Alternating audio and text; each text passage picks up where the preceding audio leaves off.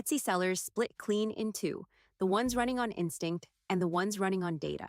The Etsy product tool is for the second kind. It is a workbook you own. No subscription, no seat, no service that quietly starts charging when your shop grows.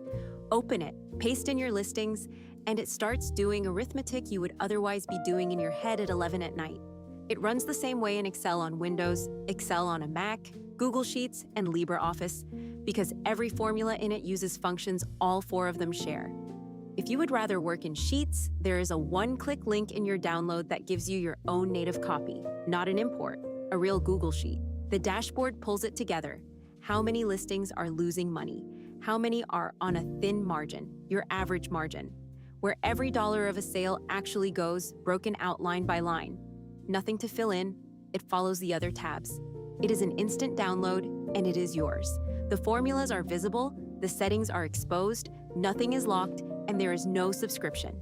Etsy changes its fees from time to time, and they differ by country. When that happens, you edit one cell on the Setup tab, and the whole workbook follows. Own it, don't rent it.